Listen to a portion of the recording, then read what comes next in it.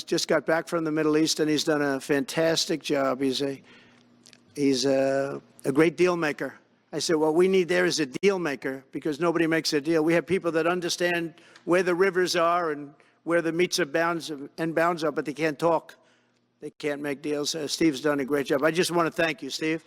You've been working endlessly for months, and he's working specifically on the hostages, trying to get them back. Well, that was my second question. Is Hamas Steve, come up for a second. Maybe you might want to say a couple of words. Sir, I didn't know hostage. Steve was going to be here, actually. Neither did I.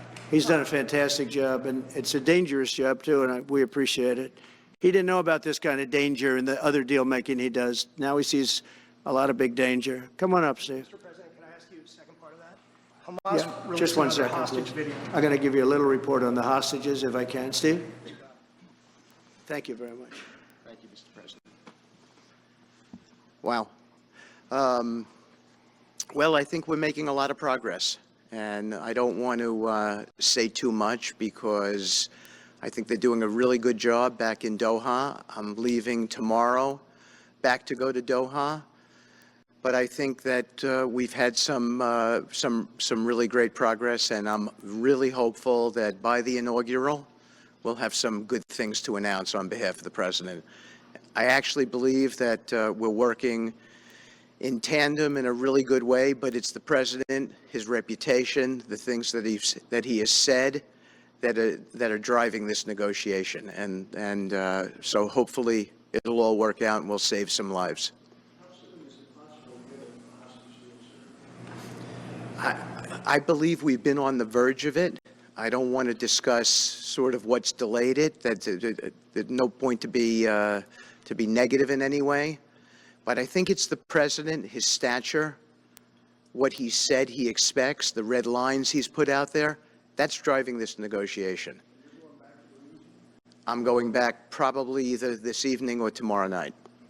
Are you confident there'll be a deal before January 20th, or is that something that's likely to happen? If there's a deal even at all, and we've been hearing this now for the better part of.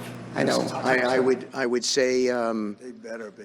Right. I would say that the President is exasperated. I don't want to talk for him, but look, I don't know anyone who delegates better than President Trump.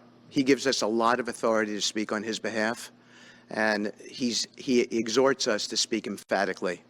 And emphatically means you better get it, you better do this, because the alternative. Do you think they're waiting for President Trump to take office? No, I think they heard him loud and clear. Better get done by the inaugural. But when you say all hell will be Before I paid, take office. that all hell must be paid if they don't release the You know what that hostages. means, don't you? Well- Do I have to define it for you? Look, all No, I know hell you're not will gonna break out. telegraph If what- those hostages aren't back, I don't want to hurt your negotiation. If they're not back by the time I get into office, all hell will break out in the Middle East. Can you elaborate? And it will not be good for Hamas, and it will not be good, frankly, for anyone. All hell will break out. I don't have to say anymore, but that's what it is. And they should have given them back a long time. They should have never taken them. There should have never been the attack of October 7th. People forget that. But there was, and many people are killed. They're no longer hostages. I have people from Israel and others calling, begging me to get, we had also people there from the United States, just so you know. They're holding some so-called hostages from the U.S. But I've had mothers come to me and fathers crying, can I get the body of their son back? Can I get the body of their daughter back? That beautiful girl where they threw her in the car, pulled her by her ponytail and threw her in the car like she was a sack of potatoes. I said, what happened to her? Sir, she's dead. Like a 19, 20-year-old beautiful girl. And the way they treated her.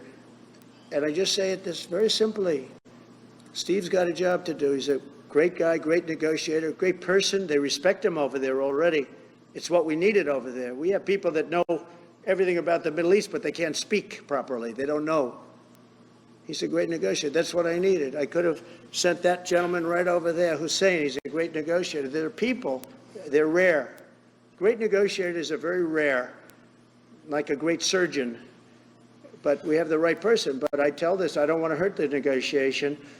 If the deal isn't done before I take office, which is now going to be 2 weeks, all hell will break out in the Middle East. Okay? Thank you, Mr. Thank you. You've President. done a great job. Thank you.